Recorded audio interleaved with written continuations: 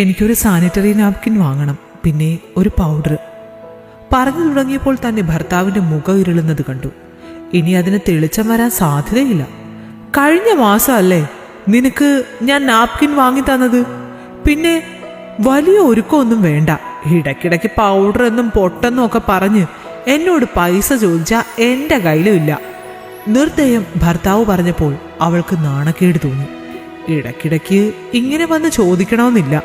നിനക്കൊരു മാസം എന്തൊക്കെയാണ് ആവശ്യമെന്ന് എനിക്കറിയാം. അതനുസരിച്ച് ഞാൻ അങ്ങോട്ട് തരും, അല്ലാതെ ഇങ്ങോട്ട് വന്ന് ചോദിക്കേണ്ട. അവസാന തീരുമാനം പോലെ പറഞ്ഞുകൊണ്ട് ഭർത്താവ് മുറി വിട്ട് പുറത്തേക്ക് ഇറങ്ങിപ്പോയി. അതുകൊണ്ട് വല്ലാത്ത നാണക്കേടും അപമാനവും ഒക്കെ തോന്നി ശിഖയ്ക്ക്. സ്വന്തമായി ഒരു രൂപ പോലും എടുക്കാനില്ലാത്തതിൻ്റെ ബുദ്ധിമുട്ടുകൾ താൻ വല്ലാതെ അനുഭവിക്കുന്നുണ്ടെന്ന് അവൾക്കറിയാം. പക്ഷെ ജോലിക്ക് പോകാൻ കഴിയാത്ത സാഹചര്യമായി പോയി. 2.5 വയസ്സുള്ള ചെറിയൊരു കുട്ടിയാണുള്ളത്. തനിക്കൊരു ജോലിക്ക് പോകണമെന്ന് ആഗ്രഹമുണ്ടെങ്കിലും കുഞ്ഞിനെ നോക്കാൻ മറ്റാരുമില്ല എന്നുള്ളത് കൊണ്ട് ആഗ്രഹം ഉള്ളിൽ അടക്കി വെച്ചിരിക്കുകയാണ്. പല കാര്യങ്ങളിലും അവൾ ഭർത്താവിനോട് പണം ചോദിക്കുമ്പോൾ അയാൾ അവളെ താഴ്ത്തി കെട്ടുന്നത് പതിവായി. അവളുടെ ഇഷ്ടത്തിന് ചെലവാക്കാൻ 1 രൂപ പോലും ഇല്ല എന്ന അവസ്ഥ.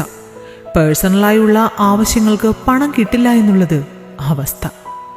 അവൾക്ക് ആ അവസ്ഥയെ തരണം ചെയ്യാൻ കഴിയാതെ വന്നപ്പോഴാണ് സ്വന്തമായി ഒരു ജോലിയെക്കുറിച്ച് അവൾ ചിന്തിച്ചു തുടങ്ങിയത്. കുഞ്ഞിന് ഏകദേശം 3 വയസ്സ് പ്രായമായപ്പോഴേക്കും ഭാഗ്യം പോലെ അവൾക്കൊരു പ്രൈവറ്റ് സ്ഥാപനത്തിൽ ജോലി കിട്ടി.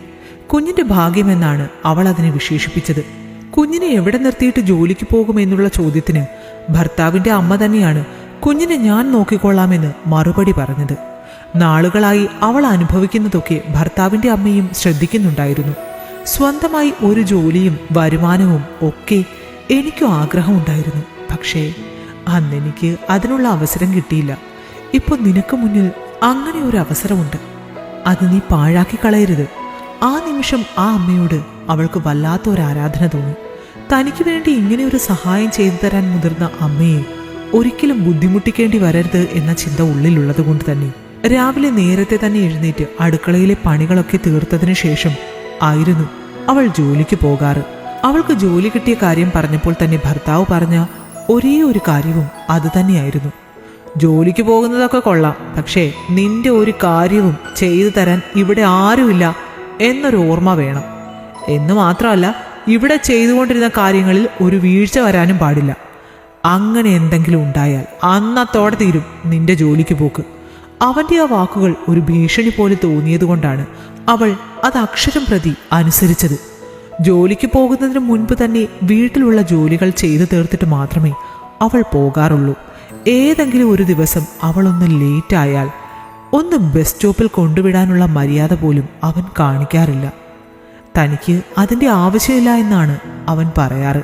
പക്ഷെ എത്രയൊക്കെ ബുദ്ധിമുട്ടേണ്ടി വന്നാലും തനിക്ക് കിട്ടിയ ജോലി താൻ ഒരിക്കലും ഉപേക്ഷിക്കില്ല എന്ന് അവൾ മനസ്സുകൊണ്ട് ഉറപ്പിച്ചിരുന്നു. അങ്ങനെ കാത്തിരുന്ന് ആദ്യത്തെ സാലറി കിട്ടിയ ദിവസമായി. സാലറി അക്കൗണ്ടിൽ ക്രെഡിറ്റ് ആയിട്ടുണ്ട് എന്ന മെസ്സേജ് വന്ന നിമിഷം അവളുടെ കണ്ണു നിറഞ്ഞു. തൻ്റെ പരിശ്രമത്തിന് ഫലം കണ്ടിരിക്കുന്നു എന്ന് അവൾ മനസ്സിലുറപ്പിച്ചു. തൻ്റെ ഇഷ്ടത്തിന് തനിക്ക് ചെലവാക്കാൻ എന്തെങ്കിലുമൊക്കെ ഇനി തൻ്റെ കയ്യിൽ ഉണ്ടാകുമല്ലോ എന്നൊരു സന്തോഷവും അവൾക്കുണ്ടായിരുന്നു.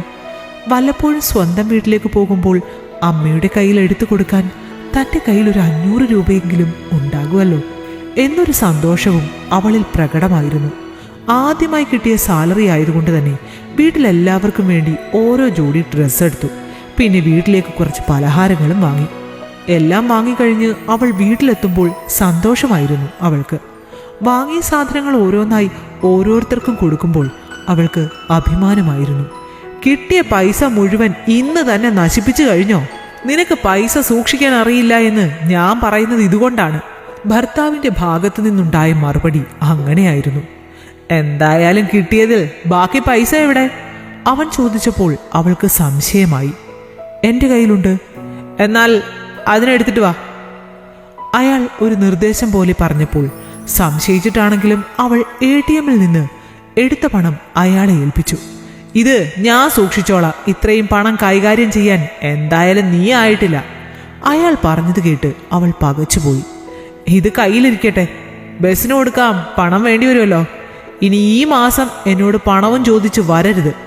അവൾ സമ്പാദിച്ച പണത്തിൽ നിന്ന് ഔദാര്യം പോലെ 1000 രൂപ എടുത്ത് അവൾക്ക് നേരെ നീട്ടുമ്പോൾ അവൾക്ക് ഹൃദയം വേദനിച്ചു.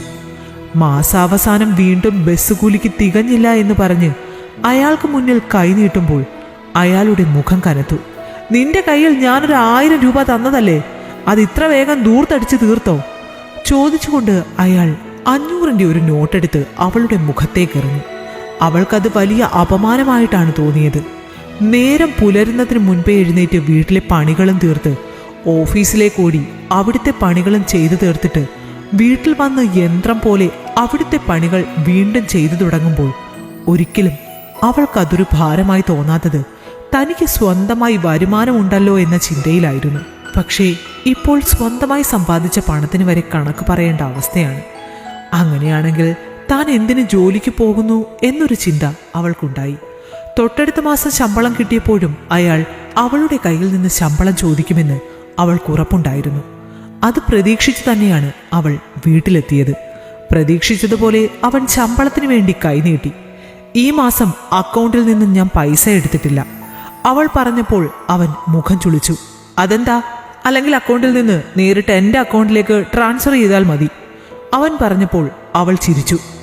ചേട്ടൻ്റെ അക്കൗണ്ടിലേക്കും വരുന്ന പണം എപ്പോഴെങ്കിലും എൻ്റെ അക്കൗണ്ടിലേക്ക് ട്രാൻസ്ഫർ ചെയ്തിട്ടുണ്ടോ?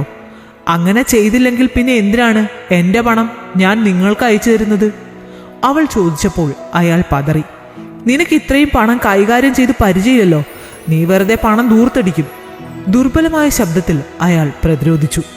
അത് സാരമില്ല ചേട്ടാ, ഇങ്ങനെയൊക്കെ തന്നെയാണല്ലോ കൈകാര്യം ചെയ്ത് പഠിക്കുന്നത്.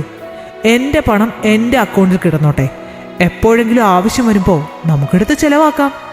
അത്രയും പറഞ്ഞുകൊണ്ട് അവൾ തല ഉയർത്തിപ്പിടിച്ച് അകത്തേക്ക് പോകുമ്പോൾ അയാൾ ജാള്യതയോടെ തല കുനിച്ചു. ഈ കഥ നിങ്ങൾക്കിഷ്ടമായെങ്കിൽ ലൈക്ക് ചെയ്യൂ. നിങ്ങളുടെ അഭിപ്രായങ്ങൾ കമന്റായി രേഖപ്പെടുത്തൂ. കൂടുതൽ കഥകൾ കേൾക്കാൻ ഈ ചാനൽ സബ്സ്ക്രൈബ് ചെയ്യൂ.